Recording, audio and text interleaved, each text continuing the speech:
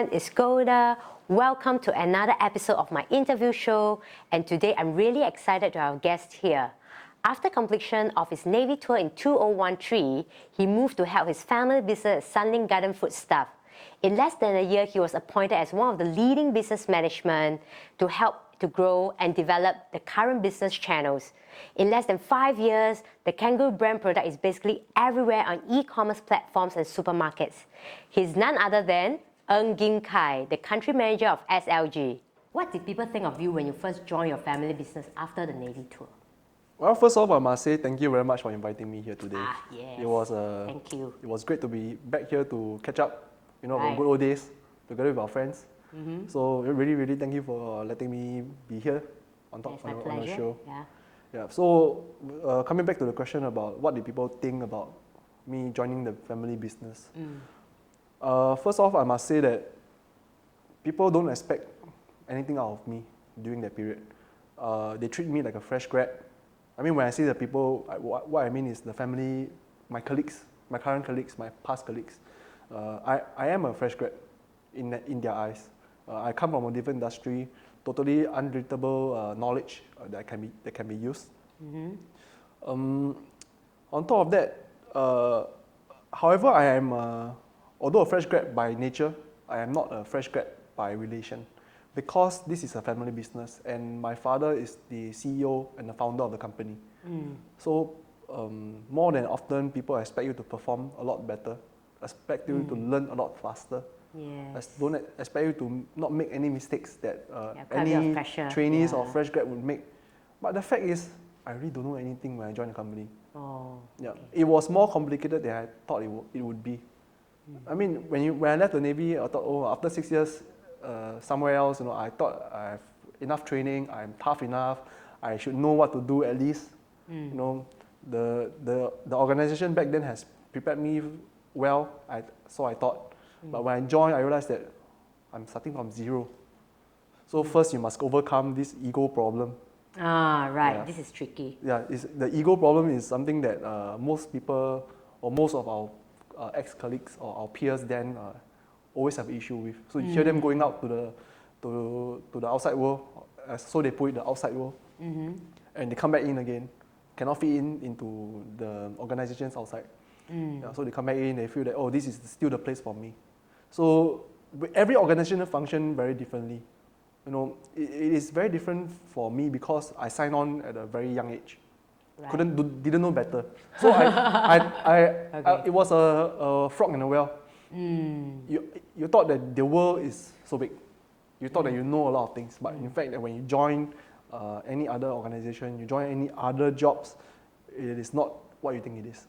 So it was a big culture shock. It was a ego shock. It was a challenge on every end, from learning to culture to trying to fit in. So I think fitting was one of the bigger challenges that was happening at that point of time. So, but I mean, I'm very lucky. I met very good people in the company. I met very good people in the industry that helped me out. The old bosses, with their old stories, I mean, you sit there, you buy a cup of coffee, you listen to them talk about things, and you learn a lot, but you must be willing to spend the time to be there, to listen to them, repeat the same story over and over again. But I know every time when you hear all these stories, it's interesting because you always get different information out of it at a different stage in your life. So starting off, you hear this, you don't feel related, doesn't feel relatable to you at all. But after 1 year, when you listen to the same story again, actually all these things I am able to understand more things. After 2 years, more things you understand, because everything that they are talking about, you feel more you are able to relate to better. So I mean, it was a slow climb up, I must say. In summary. That's pretty interesting to know. So I'm just curious, how do you challenge your most creative and talented people in your company? I think I would not say challenge them, because I would say grow. Growing is more important than challenging them.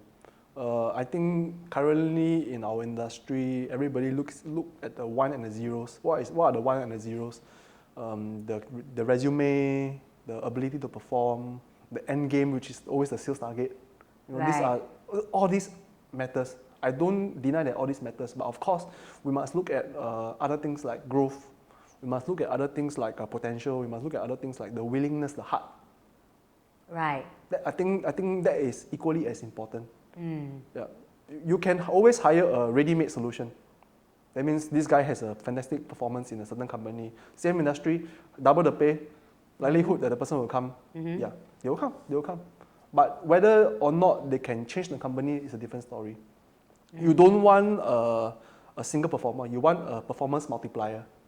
Right. Correct. So I mean, I hire a middle manager, I hire a high-end executive level person. You want them to multiply the performance of the people in the company. That's even more important than him alone performing bringing the numbers. We are a growing company, and that is more important. Right? So I don't only look at sales number. Sales number is important. That's the end game. But performance indicators, growing the people, I think that is more important. So I mean, if you talk about really challenging my guys, at the end of the day, I always ask them, when you learn, you must be able to give back. If it doesn't matter, it doesn't mean anything to the company if you are doing the same thing for the past 10 years and nothing has changed. Correct. Right. Yeah, because new blood is always coming in, and this new blood, they come in. The first person they look up to is you, who is the senior staff in the company. So they will follow your habits. They will follow your patterns. They will follow the way you do things. But if you are doing the same thing for the past 10 years and in these 10 years, you didn't change a single thing to how you're doing it, then I think something is wrong. It has to always be more efficient, faster, better. We always relook at the processes. Challenge the process if you need to. Yeah. So I think instead of me challenging them, I think I want them to challenge the company processes. I want them to challenge me. Right. This is so this is part of growth. Yeah. This will be part of growth. Yep. Yeah. Who really like mentors you from the ground up? I mean, we are looking at different aspects. First, you're talking about technical knowledge, business knowledge. You're talking about personal growth, the emotional growth. I think there are a lot of different factors. For start, I think being in the public sector has developed my tenacity Oh, nice. to meet challenges. Yeah, right. Yeah. There's no impossible. Yeah. You find a way to do it. If there's a war, you don't go around the wall, you break the wall down. Because the wall will be the problem that can't bite you at the end of the day. Yeah, fair enough. Yeah. If you talk about industry knowledge and business dealings, I think my father is the one that taught me the most. Although, in a family business, father and son relationship is a very blurred thin line. We argue about business at home, we argue about home in the business. Oh, right. Yeah, so you must come to terms with it. There's no such thing as I switch off after 5. Because when you go home, you meet him, he'll knock on the door and ask you to talk about business. All right. Beginning, I was not used to it because I used to work for other people. Correct. Yeah, correct. But you must understand that he does this because he cares for you. He cares for the business. He wants you to do well. He wants the business to do well. He always tell me that he has only about 20 more years of his life to go, where I have 60 more years in my life to go. Right. So it doesn't matter to him whether the business does well or not because he has earned enough. That's what he at his final stage in his of his life in the business. All right. Yeah, but he's doing all this so that I can continue for the next 60 years. Fantastic. Whether the business goes on to the 3rd generation or not depends on me. But at least he wants me to do well. I mean, all this really touched my heart. Right. Yeah. So I'm really grateful for him for putting the time and effort, because not anyone will, even our own bosses out there, right, who will spend time after hours to teach you. If you look at it this way. Yeah, this is family. It's different. Family is different. Family is always different. It's more, into it. Yeah, correct. More compassion. I mean, how long does it take for people to understand your principles behind your first initiative when you first step into the company? How long does it take? I don't think that there is a definite time frame. Right. Yeah, it will always be an ongoing process. When we talk about initiative, when we talk about changing the company, you know, it is a moving factor. Why? Because there's always new blood coming in. Management will always change. The industry will change. The habits of the business will change. Right? So you need to keep altering, you need to keep changing, you need to keep reviewing how you do things in the company. Yeah. Even now today, you know, I'm still trying to convince the company to do certain things. Example would be a 5-day work week.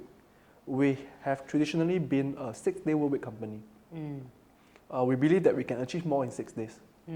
Because one classic example would be the true output of a trading company or true output of a of a company selling products is always delivery. It is not sales. Right. Yeah. You can do a lot of sales, but if you cannot deliver to the shops, you cannot deliver to the supermarket, then it's useless. You know, there is market opportunity for you, but you cannot bring the market to the product. You cannot bring the product to the market. Right. So it's about the service. Output. We call it output. Okay. The true output of the company is delivery. Sending the physical products out of the company. Wow. Okay. Yeah. The sales is it is an enabler for business to grow. Oh. Okay. Yes. So they believe that having a 6-day work week means I have one more day to deliver product. But sometimes we need to really look at the efficiency of the 6 days itself. Are we making full use of time? Are we making full use of the 5 minutes every day that is being wasted? When people have more time, they don't work faster. Right. It is the nature of most humans. Right? I have more time, I just occupy more time. Correct? They don't think that I need to make my job more efficient. They don't think that I need to make my processes better. So by doing a 5-day work week, we need to change a lot of processes. We need to relook at a lot of company culture, a lot of company habits. Yeah. So even this thing is still ongoing. I've managed to change it to a 5.5-day alternate week. Oh, fantastic. Yeah. So lesser man hours, lesser overhead charges, but we still get the same output out. Oh, brilliant. Yeah. Yeah. Nice. So I mean, it is not magic, you know. It's just a simple relook at processes. Okay. Convenience is the easiest way, always. But convenience is expensive. Yeah. Yeah. Having a 6-day work week don't mean that you are achieving more. It just means that people are taking the easy way out sometimes. Right. I mean, this is just an example. You know, there are many other processes that we need to relook at. Many other things that we need to review. So, like I say, you know, changing perception will always be an ongoing process. It will never stop. Wow, so far you're the first person who tell me this. And it's like a great initiative to push through this move, and it must have been a difficult thing for you to push through.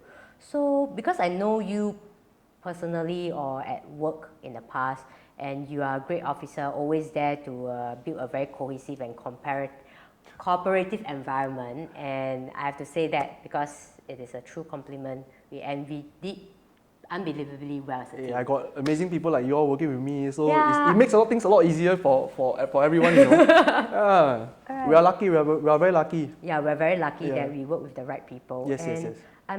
Because right now it's about sales targets, it's about targets, and I'm not thinking, because it's something that is different from the public sector, and this is a private sector we're talking about. Yes, yes. And I'm just curious, what is your end game in terms of just now when you talk about sales target, and what are you doing right now? And also, what's the biggest players in the space doing? So a little bit background on the company itself. We are an FMCG company. We basically deal with snacks. We basically deal with food. So, you know, people ask me, food should be quite straightforward, right? People need to eat, right? Hungry, no money, also need to buy to eat, right? But the game has changed, you know. The game has changed. We're looking nowadays. I think FMCG food is just like fashion. All right. Yes. You know, fashion come up with new things every year. Yeah. Right. They come up with new clothes. Like a trend. Autumn, spring, summer. Yeah. Food is the same. Oh, okay. Right. Will you eat steamboat in the middle of summer? Like 36 degrees out there, you eat steamboat outside? No, right? No, it's true. Yeah. When will ice cream business increase in summer? Will ice cream business be good in the winter? No. So food basically follows the season as well. I mean, of course, in Singapore we don't have 4 seasons, right? But it is still dependent on the how do you put this? What is culturally happening at the same time at that period of time. Now we are looking at Christmas, Chinese New Year period. So it's a festive period. The buying habit, the buying power will definitely be stronger. Right. Yeah. So people have this this need to buy festive food, things like ham, baked ham, Yes. things like nuts, bacon, cake.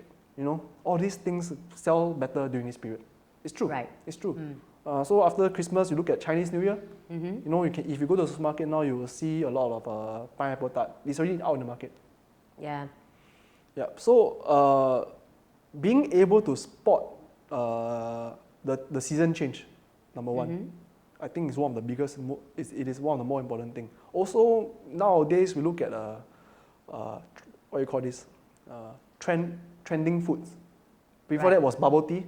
Yes. Then bubble tea came back recently, right? Then and then there's the popcorn, salted egg potato chips. Yeah. The very powerful trends that. Or teriyaki chips or something like that along the line. Salted Irvins, right? Yeah. Irvins, Golden Duck, these people. Yes. Yeah. So they catch the trend, they make a big, or some of them created something very, very new to the market. And it's not cheap, these products. They're looking at basically 3x, 4x the market price of normal chips. And people buy. So the ability to be able to reinvent and invent a product is equally as important. You come up with something that the market loves, then I think you make your first pot of gold. I'm just curious about the scarcity of it, because there's a period of time where they'll just push out, okay, this is like some snacks, they stop at this period of time, they only have this amount of snack on the counter, at the counter. Yes. So thereafter, they kind of stop it, and there's a queue build up. And the scarcity brings it more attractive, makes it more attractive in some way. Yes. They right? call it the hype building the hype. Right. So, Singaporeans got queue means must be good, right? The char kway teow you see, must be good if there's a queue. Yeah. So it's about the queue. Yeah. Basically, we are all playing with the human psychology.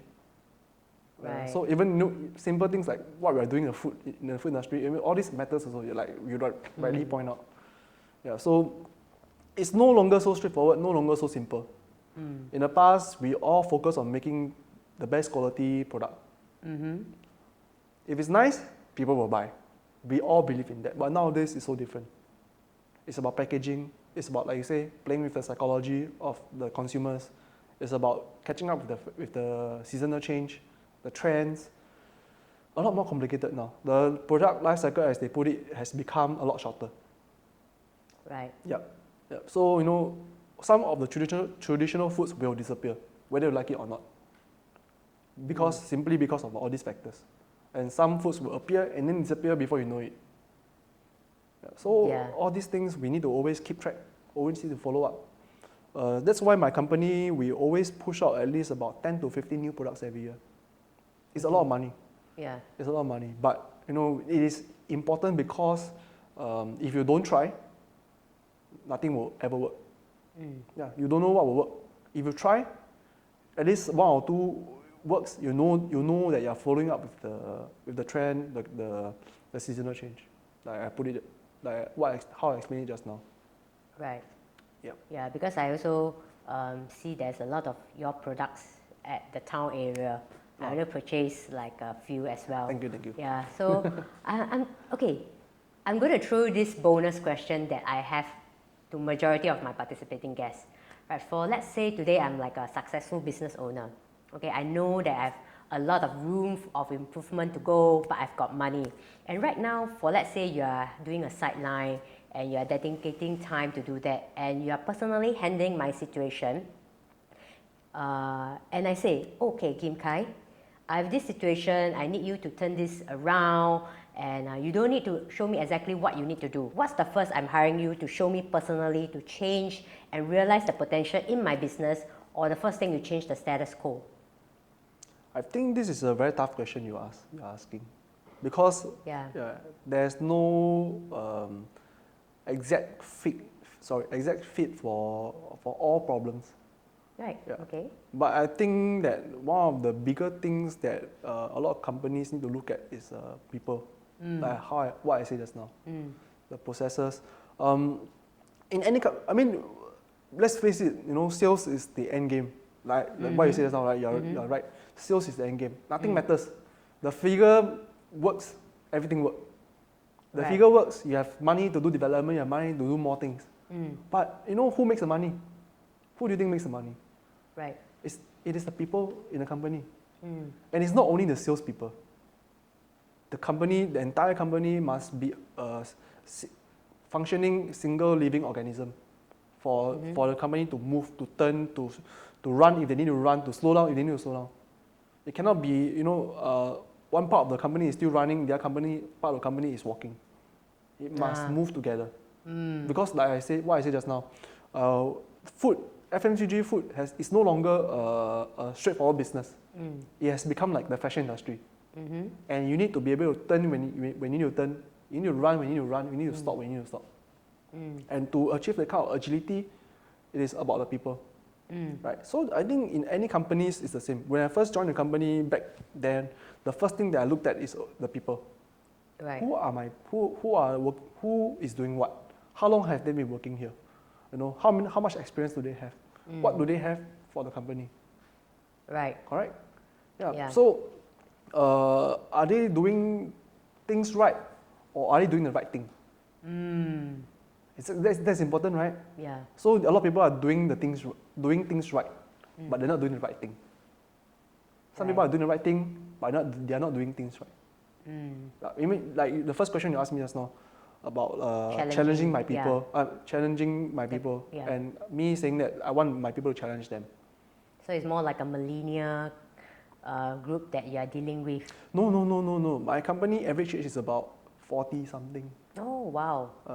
Quite. Wow. Because we are, like I say, when I first joined, we are a traditional business. We've been around for 30 years. So there are still people around when the company first started. Today they're still around. Yeah, that's nice. So how do you deal with them? How do you work with them? How do you make use of their experiences? If we say that things are easier back then, it is not. It is not easier back then. They have a lot less resources to work with, if you look at it that way.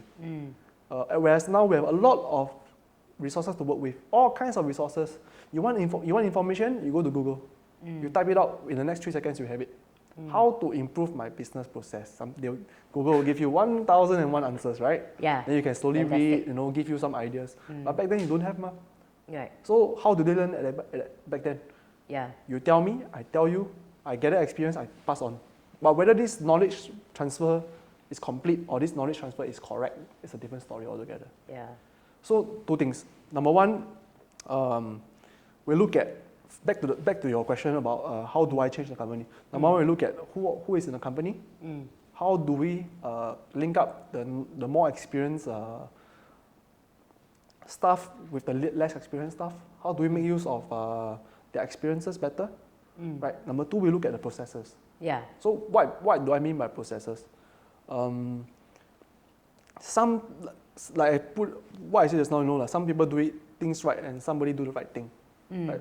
And back to the first question about whether the people are challenging you, correct? So I think this is very important for the company to grow. Once your people are in order, then we will talk about the tangible stuff like sales numbers.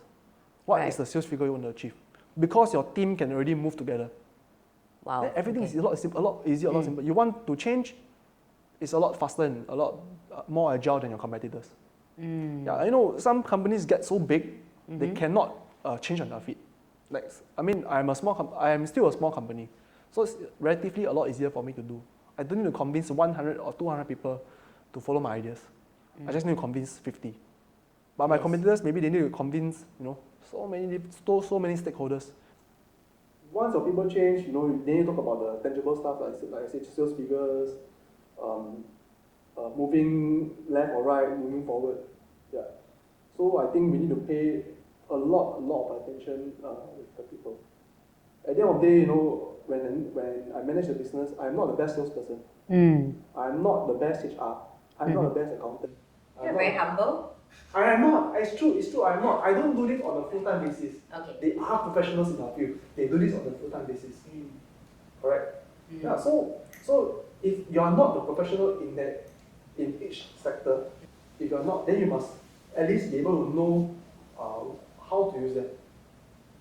Management is about using people, not about reaching it's not about hitting tangible targets like salespeople. I think you agree with that, right? Yeah, in a certain way. Once you know how to use your people, everything is possible.